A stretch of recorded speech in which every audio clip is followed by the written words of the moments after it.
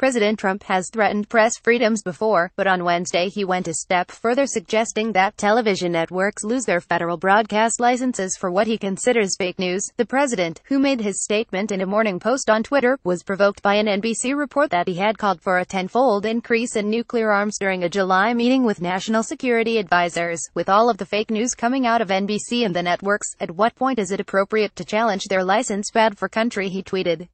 Hours later, Trump elaborated on that threat in comments to reporters in the Oval Office. "It is frankly disgusting the way the press is able to write whatever they want to write, and people should look into it," he said in advance of a meeting with Canadian Prime Minister Justin Trudeau. Substantively, Trump's threat is fairly empty. NBC and other networks do not hold a license for the network as a whole. Licenses are issued to local stations. NBC owns 28.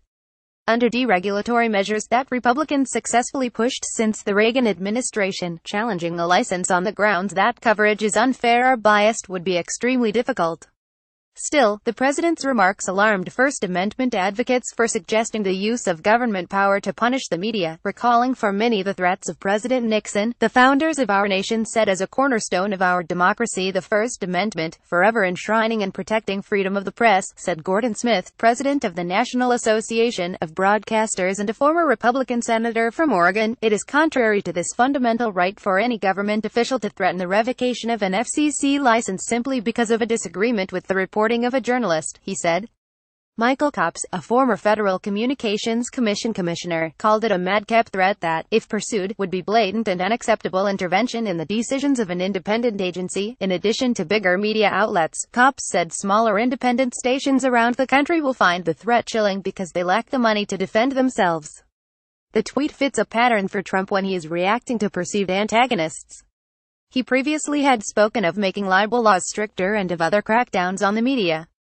On Tuesday in a tweet, he questioned why the National Football League should have massive tax breaks when some players are disrespecting our anthem, flag and country. Trump's latest tirade against NBC was triggered when it reported last week that Secretary of State Rex Tillerson privately called Trump a moron and nearly quit the administration out of concern about the president's behavior and policies. Tillerson denied he said that, after initially declining a chance to deny it. The network followed up Wednesday with a report on what Trump had said to prompt Tillerson to make the comment. Tillerson spoke, the network said, following a July 20 national security meeting at which Trump advocated a near tenfold increase in the nuclear arsenal and questioned why he lacked the larger stockpile that past presidents had. Advisors told him that the U.S. since has entered into numerous treaties to reduce arsenals and that current weaponry is more potent.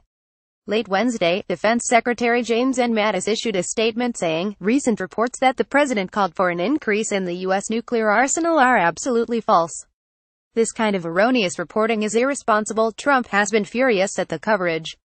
While saying it was fake news that Tillerson called him a moron, Trump nonetheless challenged Tillerson to an IQ test in a Forbes interview published Tuesday and tweeted separately Wednesday that the NBC account is pure fiction, made up to demean. "That was fake news by NBC," Trump repeated in the Oval Office, as Trudeau sat alongside him. "Which is a lot of fake news lately." He also suggested he never would have called for a tenfold increase in nuclear weapons, saying such a buildup would be totally unnecessary. Instead, Trump said, he wants the nuclear arsenal to be in tip-top shape. Asked whether there should be limits on what journalists can write, Trump softened his tone from his morning call for government action. "No. The press should speak more honestly," he said. "I've seen tremendously dishonest press. It's not even a question of distortion." Caption. Time staff writer Jim Pazangara contributed to this report. Noah.Bierman@lawtimes.com. Twitter @NoahBierman. Updates 3:55 p.m. The story was updated to add a quote from Defense Secretary James N. Mattis. The story was originally published at 2:25 p.m.